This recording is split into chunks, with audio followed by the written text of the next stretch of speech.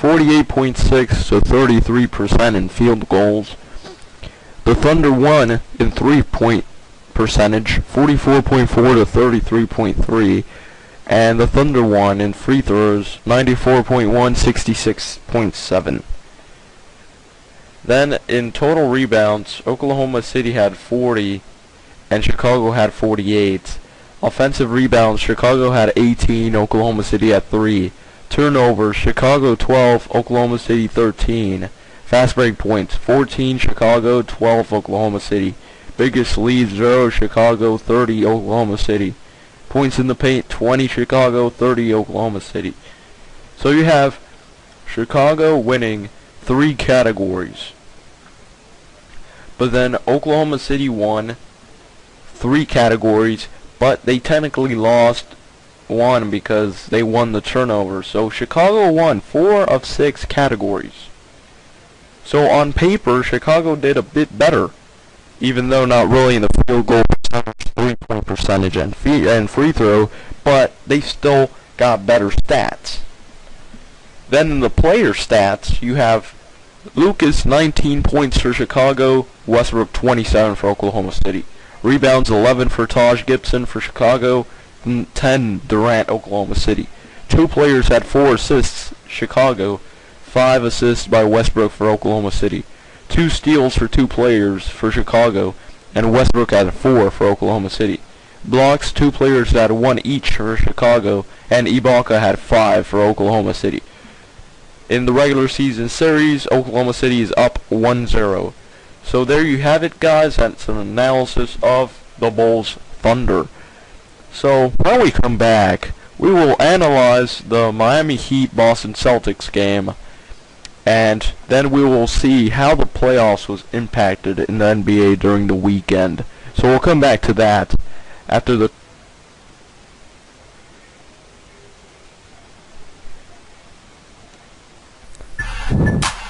You know what? You gotta admit that Tim Tebow, what he wants to do is what he wants to do is bring the Jets to the top.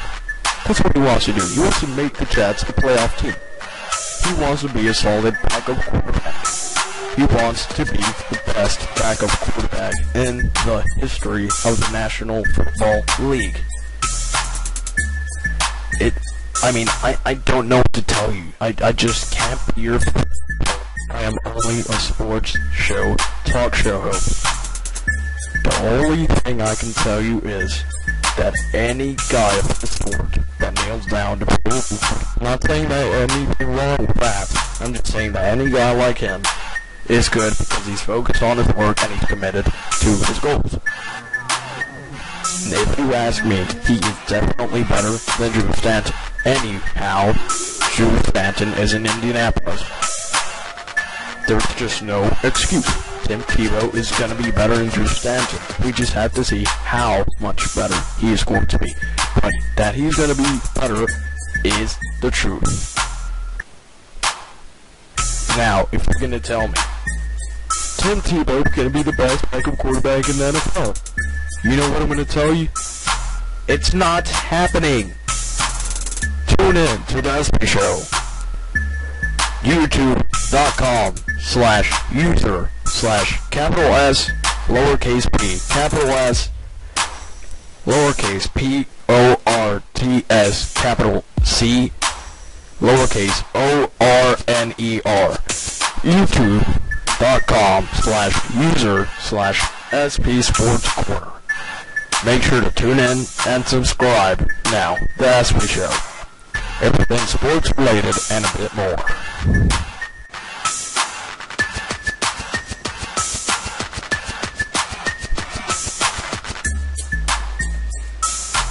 And we are back on the show. So now we're going to analyze Boston Celtics Miami Heat game. You have the Celtics defeating the Heat 91-72. That is going to be a huge impact for the Heat. I don't think Chicago is that far off, but actually Chicago's the first seed.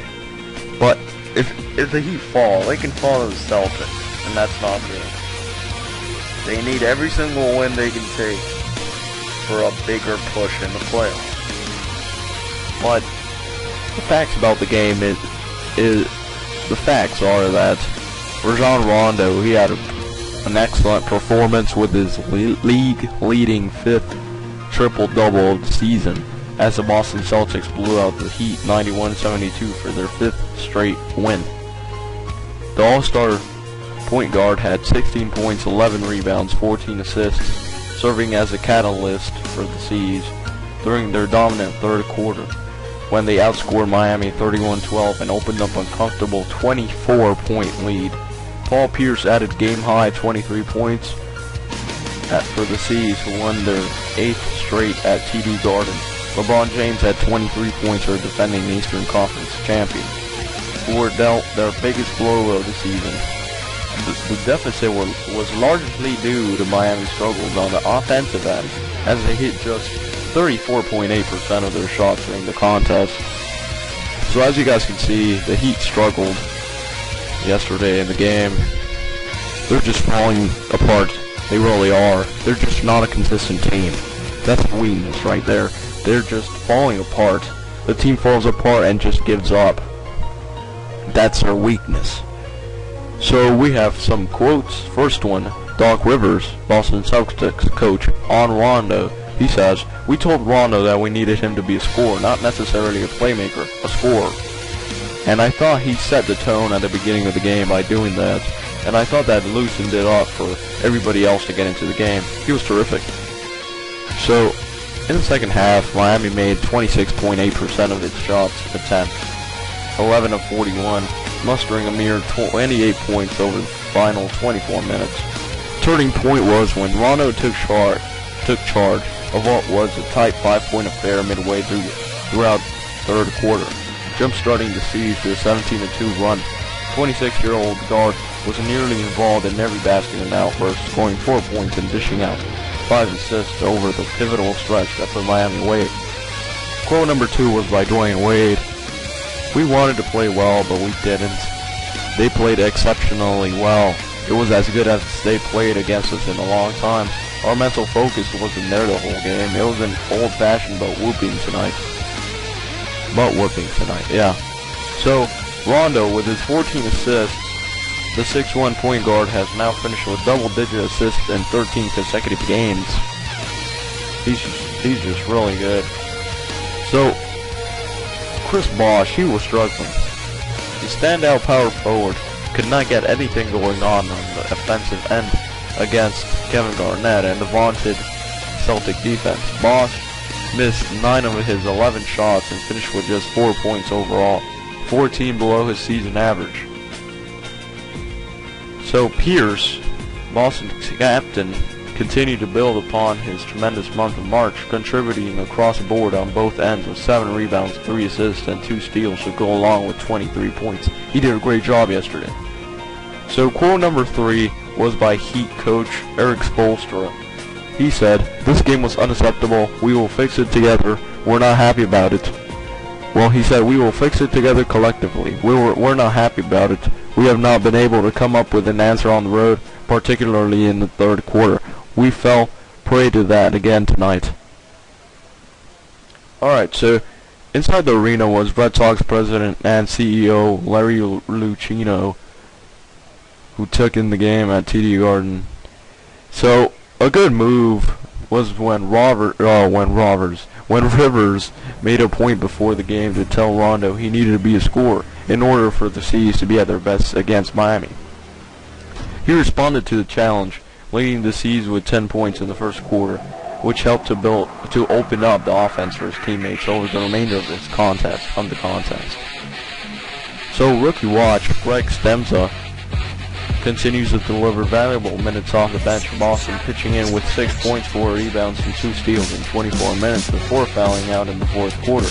For the Heat, Norris Cole continues to be mired in the slump, missing 9 of his 11 shots and is now shooting just 27.9% over his last 10 games.